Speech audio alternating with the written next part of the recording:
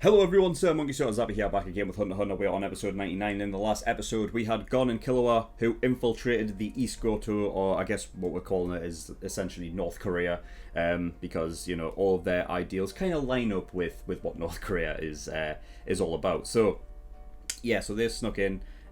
We have Gon, who is struggling to avoid Chimera ants along the way. I don't know if they're already aware of Gon already in there, and so they're just, you know, they're sending Chimera ants to fuck with them or whatnot. But yeah, you also have the Malarion dude, the chameleon Chimera ant that's following him around, and I thought that he was responsible for the Chimera ants following him, but it seems not, just by the way that he's acting. So we'll see what happens with him if things come to a head with Gon and him, and they, I don't know, get into some sort of fight. Though it will be interesting to see what Malarion can actually do aside from going invisible. You know, if he's got any other sort of animal DNA within that little body of his that he's able to sort of bring out. It seems like a lot of them do, so, you know, we'll see what happens with that. Anyway, Killua has gone off to sort of do things on his own. Because, you know, with him being the assassin type, he can kind of get in and out and not have too much trouble. You know, basically go along with the plan of causing chaos in the country by killing off the puppeted sort of grunts that they've got. Because obviously Neferpito has been using that puppeteer fucking, you know, power thing that she's managed to create. And yeah, so I believe there's like 9 days. There may be less at this point, but I believe there's like 9 days until everything sort of goes to shit, and I believe like that's basically the amount of time they have in order to separate all of the royal guards and the king and stuff, so they can go fight on their own. But yeah, that's all I've really got to talk about episode 98. So we're gonna get into episode 99 and see what we get. So without further ado, let's go.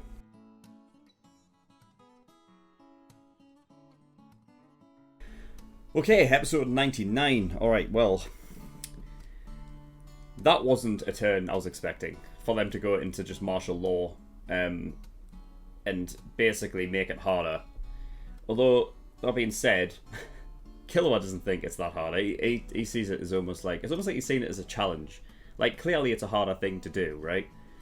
Because now it's not a case of going like into a village where everybody's gathered at once. It's a case of the grunts who are just being puppeteered would just end up going into each person's house. So that means Killua needs to literally, you know, it's just more for Killua to search for. And I mean, throughout this episode, he's like, you know, he's sweating, he's struggling because well, it's clear that he's been going non-stop, and now he's fine. Just, it's almost like he's just put up a challenge to like the tanks and everything like that. Like he's gonna just take them out, and I kind of want to see him do it. Just go around and just like disable tanks and stuff, blow them up and shit. Oh, honestly, there's nothing quite like it when Killua gets serious. Like I love it when he's so sure of himself, because I believe him every time. You know, like I don't think there's ever been a case where he's been so sure of himself but then like backed off. You know, but I mean that's the thing with Killua. When he had that whole thing of being like cautious and trying to get over that because Illumi had put a pin in his head and basically, you know, kept under Illumi's will, so to speak. It all like sort of relates back to that, because Killua would always, you know, if he's sure of something, it means that, you know, he can win no matter what. It's just when he's not so sure of something, that's when it becomes a struggle. So, you know, you know that when he's sure of it, he's going to be fine, you know what I mean, and you can tell he'll be able to take them out. So yeah, that's cool. So yeah, they're under martial law, fantastic. We had Morel and Nove that were talking about the corruption within the Hunter Association.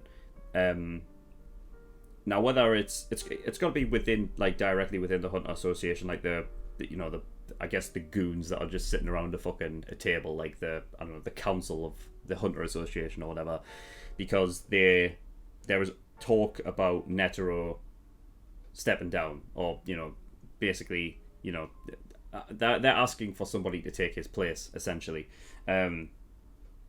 Now, I don't really see a world in which Netero would really step down unless he comes out of this fight against the king and is like given everything. Then maybe so. Like his last ever fight, like I can see it that, like I can liken it to like All Might with in My Hero Academia, something like that, like somewhat similar to, akin to that. But like I'm sure that was Netero up there that was like charging up, and that was insane. That was nuts. It makes me think that that's the reason why it's taken a while. The reason why they are having to deal with millions of people getting killed is to sacrificing the few to save basically the whole world. They have to do this in order for Netero to charge up to a point where he's able to take on the king and actually have a chance.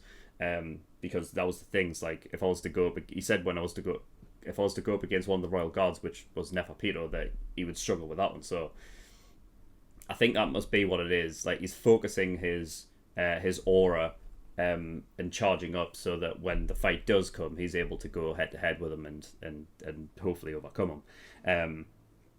I mean, they haven't specifically went out and stated that is the case. That's the reason why it's taken so long, but I feel like it is. It makes sense to me that way anyway. So yeah, we'll see what happens with that. Morel also mentioned Ryake, who I guess is like another sort of like someone similar to like Knuckle and Shoot, like just another one of Morel's underlings, I guess, to take care of Cheetu, right? That's the name of her, the cheetah Chimera ant. But apparently he wasn't dealing with that. It was given to somebody else, and almost as like it was given to somebody else as like some sort of lackey, or what they call like a hunter association dog, like just some random dude who will end up voting for whoever gave him the job in the first place, so that it's all that corruption based shit that's going on within the hunter association. Of course there would be fucking corruption shit. There always is. So yeah, I mean, I don't know, it's Morel just hung up the phone, so I don't know whether Knuckle and Shoot are going to go just going to go through with it and go after Cheeto. I mean, it shouldn't really affect the plan, because we had that talk with Shoot and Knuckle last episode where the morality things came into play, and it's like, well, no, you can't go out and because people are dying. I know it sucks, but you can't because it's going to affect the plan. And it just means that the whole world then suffering because of it. Whereas this, it's not really, as long as you're not really caught.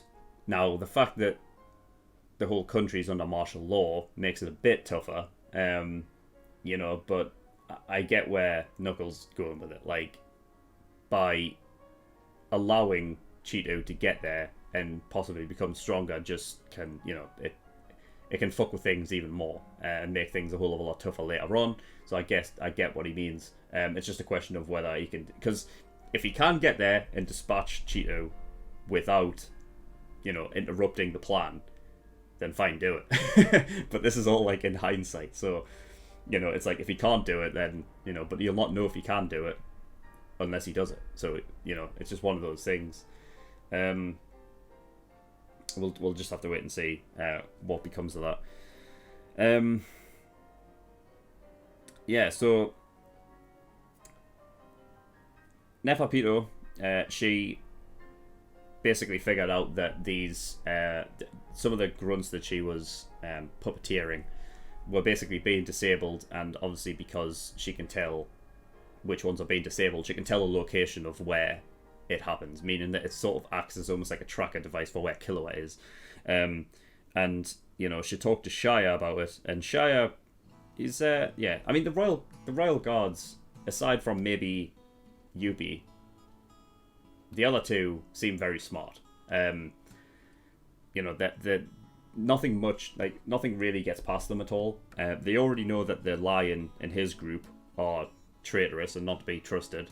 That didn't take long at all. And Shia immediately picked up on the fact that the Killua thing is meant as a diversion, a diversionary tactic to get them to split up or get them away from the king.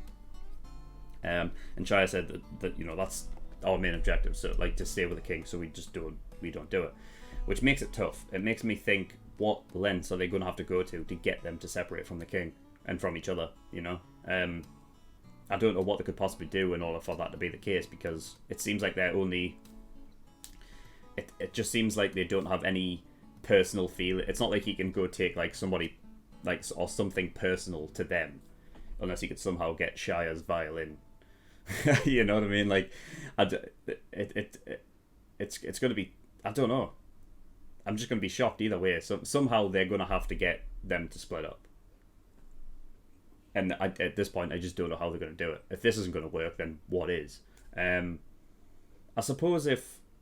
I don't know. Maybe they can't actually get Neferpito to go, because she was already a bit like... it took Shire to say something in order for her to realise. And they had the Lion Dude and that group to send out to try and do it anyway. But if the Lions group and whatnot just get decimated and now they've got no one left to send, they can't just let this they can't just let this whole thing keep happening. So eventually, I guess they would have. I could imagine Neferpito probably going out there, and Yuppie as well, because I don't see Yuppie as like. He hasn't done anything that would tell me that he is smart like the other two is. I feel like Shire's probably the most smart. He seems that way anyway, from what we've seen. Yuppie seems like, if you're looking at it on a scale, from like, I don't know, like smart to dumb, but like powerful on one end as well. So like, I don't know, dumb and powerful. You probably put Yuppie on that side and Shire at the other end. And then like Neferpito is probably like somewhere in the middle. But I don't know. I almost don't even want to say that Yuppie is stronger than Neferpito, because I would like to think that Neferpito is actually the strongest out of the three. But I don't know. Maybe Neferpito is like that whole scale. Like maybe she's just all of it. I don't know. But yeah, I can see like they can't let Killua keep doing what he's doing. So if they do dispatch of like the Lions group and whatnot, they've got no one else to send out there. Eventually, something's going to happen where they're going to have to send, to stop it, because they're the only ones who can. So we'll just see. We'll see what happens there. So, only thing really to talk about now is the sort of fight at the beginning. So. Yeah, you had combining Chimera ants that were working together and only really worked when they were together. As soon as one was dispatched, the other one was basically nothing. Couldn't do anything. So that's interesting in and of itself, because since the Chimera ants started, it's been a thing that I feel like they've kept bringing up this whole like thing of the Chimera ants are sort of, they have their like sort of independent nature, and they tend to do things sort of by themselves as opposed to like teaming up. So it was an interesting sort of thing between those two, and more so than it being like a dangerous thing, the fact that they were teaming up, it was more of a nuisance thing for Gun. Like it was just a case of like, oh, fuck's sake, like I try to get one, the other keeps fucking with me, you know what I mean, and putting me off, so I can't do anything, But Gun, like in that fight, was very, very smart. The things that he was, like ripping out his pockets and stuffing them in his ears, so he didn't have to deal with the ultrasound as much. It still affected him, but he was able to, to focus on other things, because it wasn't getting through as much.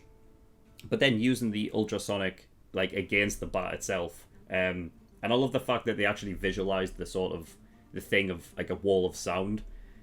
Because when you're thinking about sound, like the sort of like the acoustics or whatnot, that the bat actually saw a wall in front of her, when in reality it was the wall that was behind her, because of the sound wave sort of bouncing off the thing from behind her. And because obviously bat blind, isn't it, so it can only like visualize its surroundings by sound. And visualizing the wall in front of her, turns out that she hit the wall like behind her was great. I love that. It just completely disorientated the bat. And then without a second thought, without any sort of preparation or anything, Gun just dispatched of the bat and just punched it further into the wall. That was great. And then he moved with his Jajangken attack, which is surprising. because that's the first time he's done that. And I'm tempted to believe, though, it's not as powerful when he's moving with it. The fact that he can move with it is a sort of evolution of his ability in of itself, I suppose, because it means that he's not just a sitting duck. It means that in the future, if he does want to use it, that he's not just going to be sitting there waiting for somebody to attack him from behind, because obviously when he's in that mode, he's focusing all of his aura into one place, meaning that the rest of his body is completely open to attack. And if he gets attacked with Nen, it can be over like in one hit. So the fact that he can move and dodge whilst he's charging that up, while it might not be as powerful as an attack as if he was just standing still and focusing it, that's a big thing for him to move with it. So that's cool. It's still powerful, and it's powerful enough to send that guy into the stratosphere like Team Rocket, so it's good enough. But yeah, he still has that Malarion dude, following him. The problem is with him, though, is because I feel like because he's based off of chameleon stuff, that he goes invisible. I feel like his whole attack's going to be based off a sneak attack, and then after that, I don't know really what he can pull off. I suppose he can go back at being invisible, and I suppose with the natural sort of instinct of, having Zetsu from birth and not even have to worry about it, it's just like a passive trait that, I guess he could have unlimited sneak attacks if he wanted, I suppose. Maybe that's his strength.